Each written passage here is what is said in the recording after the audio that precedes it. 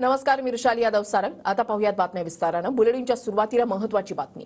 नाशिकमधून छगन भुजबळांची उमेदवारी जाहीर होण्याची शक्यता वर्तवली जातेय। नाशिकच्या जागेचा तिढा आज सुटण्याची शक्यता आहे। पत्रकार परिषद घेऊन भुजबळांची उमेदवारी जाहीर होण्याची शक्यता वर्तवली जातेय। देवेंद्र फडणवीस आणि अजित पवारांमध्ये काल नाशिकच्या जागेवर चर्चा झाली। भुजबळांना उमेदवारी जाहीर झाल्यास हेमंत गोडसे काय भूमिका घेणार याकडे लक्ष लागलेलं आहे। चंदन पूजाधिकारी आमचे प्रतिनिधी आमच्या सोबत आहेत, अधिक माहिती जाणून घेणार आहोत। चंदन, नाशिकचा तिढा आज सुटू शकतो का, काय माहिती मिळतेय? निश्चितपणे खरं तर आपल्याला माहिती की गेल्या जवळपास 15 ते 20 दिवसांपासून नाशिक लोकसभेच्या जागेवरून महायुतीमध्ये प्रचंड मोठ्या प्रमाणात रस्सीखेच सुरू आहे।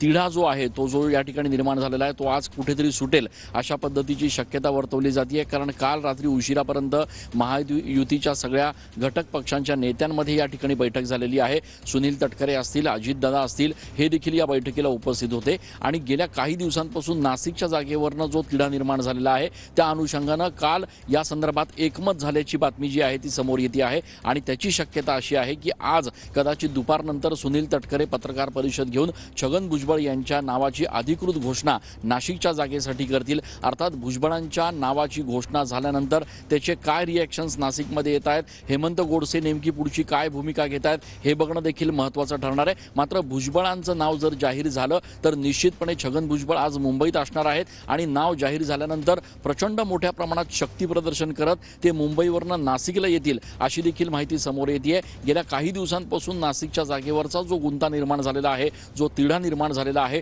तो कदाचित आज या पत्रकार परिषदेमध्ये भुजबळांची उमेदवारी घोषित करून सोडवण्याचा प्रयत्न जो आहे तो महायुतीकडनं केला जाणार आहे आणि त्यामुळे आता एकीकडे निवडणूक अवघ्या काही दिवसांवर येऊन ठेपलेली असताना भुजबळांची उमेदवारी जाहीर झाल्यानंतर पुढची रणनीती नेमकी कशा पद्धतीने कशी असणार हे बघणं देखील महत्त्वाचं ठरणार आहे। ऋषाली, नक्कीच चंदन, तुम्ही असंच आपल्या सोबत राहा। आणखी एका महत्त्वाच्या बातमी संदर्भातले तुमच्याकडून अपडेट्स आहेत ते जाणून घ्यायचे तर नाशिकमधून भुजबळांची उमेदवारी जाहीर होण्याची शक्यता